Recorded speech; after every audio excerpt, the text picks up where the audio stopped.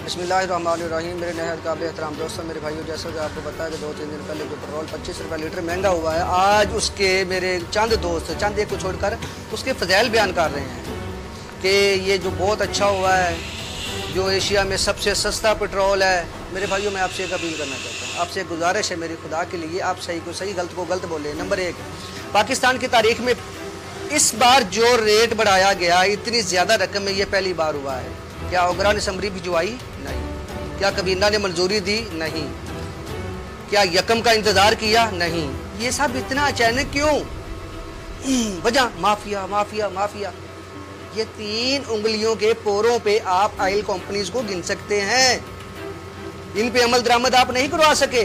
खान साहब कौम को साथ लिए इनके सामने लेट गए। वजह माफिया माफिया माफिया। ये कौन है माफिया? ये आपके दाएं बाएं लोग हैं, कराची से खैबर तक, जिनके 500 पेट्रोल पंप्स है। ये माफिया हैं। इन लोगों ने करोड़ों लीटर स्टॉक किया तेल, और इतनी बेसब्री दिखाई, जैसे खान साहब ईद नमाज पढ़ते वक्त दिखाते हैं कि नमाज ईद में पसीना आता है, और बेसब्री इतनी दिखाते हैं कि जेब से तौलिया निकाल के पसीना साफ करते हैं। बिल्कुल वैसे ही इन लोगों ने किया, यकम का इंतजार नहीं किया, बढ़ा दिया। फिर आते हैं डॉक्टर शहबाज गिल साहब, वो फरमाते हैं, अपनी कौम से वजीर आजम की तर्जमानी कर रहे हैं, कहते हैं कि एशिया में सबसे सस्ता पेट्रोल पाकिस्तान में है। हजूर मान लेते हैं। आप ये भी बता दें, अरब ममालिक से लेकर एशिया तक तमाम ममालिक से महंगी तरीन, नकारा तरीन, खटारा तरीन, बिल्कुल आपकी गवर्नमेंट की तरह गाड़ियां पाकिस्तान में है। क्या है उनमें सेफ्टी हालात? जो गाड़ी इंडिया में 3.5 की है, इधर 11 की है। जो वहां पे 18 की है, इधर 36 की है। ये भी बता दिया करें आप। आपके आने से प्रॉपर्टी तबाह मुकम्मल तौर पे। प्रॉपर्टीज के जो बिजनेसमैन थे वो अपने दफातर बंद करके घरों में जा चुके हैं, और जो शोरूम मालकान हैं उन बेचारों ने किराने की दुकानें डाल रखी हैं। हुई है ना तरक्की? इसको तरक्की कहते हैं। फिर आपने जो अपनी पेशावर BRT शुरू की है, 3 मंसूबों के बराबर बजट खा लिया, अब भी वो तैयार नहीं हुई। ये तरकीब है।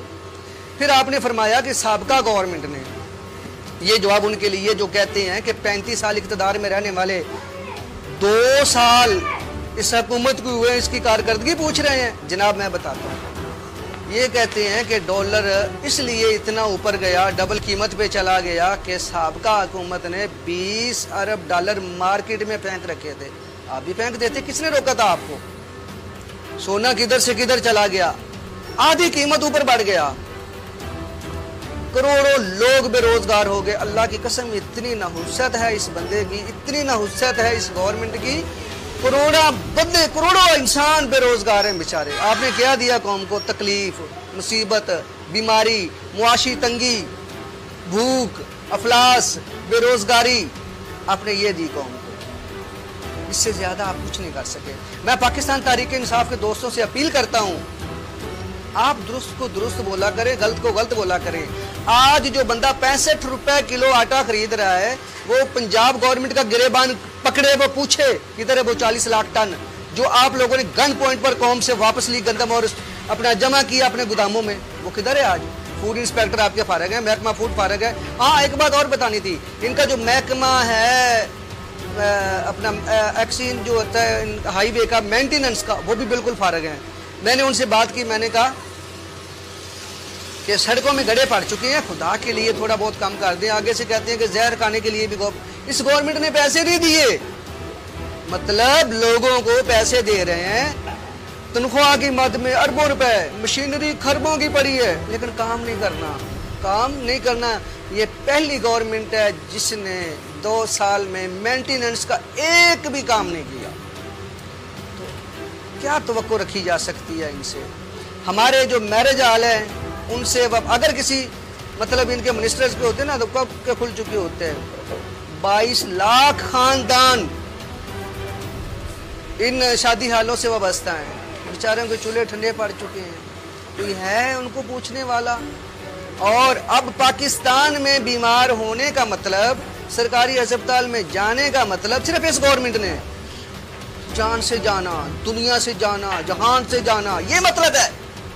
اچھا خاصا صحت مند بندہ چل کے جاتا ہے ٹیسٹ کروانے کے لیے، پہلے تو ٹیسٹ غلط ہوتا ہے، کیا قومی ٹیم کے ٹیسٹ جو آپ نے کیے پہلے مثبت آئے، انہوں نے پھر مطلب پرائیویٹ لیب سے پھر نیگیٹو آئے، پھر آپ لوگوں نے اس پہ پریشر ڈالا کہ دنیا کیا کہے گی، ہمارے ٹیسٹنگ نظام پہ انگلی اٹھائے گی، آپ نے پھر چغتائی لیب سے زبردستی پازیٹیو کروا دیا، اور پھر 8 دن بعد نیگیٹو ہو گئے سب کے۔ خدا کا خوف کریں آپ، جہاں سے آپ یو ٹرن لیتے ہیں، نمبر 1 وہ جگہ 70 گز نیچے کھنچ چکی ہے، اور جو آپ کے الیکشن سے پہلے دعوے تھے، جو آپ ایسے دعویٰ کرتے تھے ایسے، وہ اب سسکیوں میں بدل چکی ہیں۔ اب عوام مزید سسکیاں لینے کی اہل نہیں ہے۔ اے میرے اللہ، میرے پاکستان پہ رحم فرما، اس ملک پہ، اس قوم پہ، اور ایسے حکمرانوں سے نجات عطا فرما جو کسی بھی قانون پر عمل درآمد نہیں کروا سکتے۔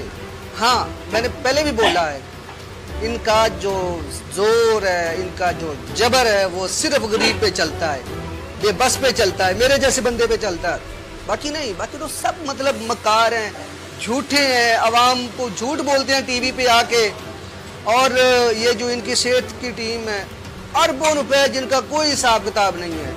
پلازمہ دیکھ لیں، 16 لاکھ تک بک رہا ہے، جو بھی کرونا کی میڈیسن ہے۔ اور سب سے بڑی بات یہ ہے کہ اچھے بھلے بندے کو ٹیسٹ کر کے مثبت دے کے مار دیتے ہیں، یہ سب سے بڑی بات یہ ہے۔ میں مانتا ہوں ایک ویڈیو غلط ہو سکتی ہے، 2 ہو سکتی ہیں، سینکڑوں نہیں ہو سکتی۔ آپ کیا دودھ کے دھلے ہیں؟ آپ آسمان سے اترے، آپ فرشتے ہیں، آپ کی ہر بات سچ ہے، عوام ہر بات میں بکواس کر رہی ہے، عوام جھوٹ بول رہی ہے۔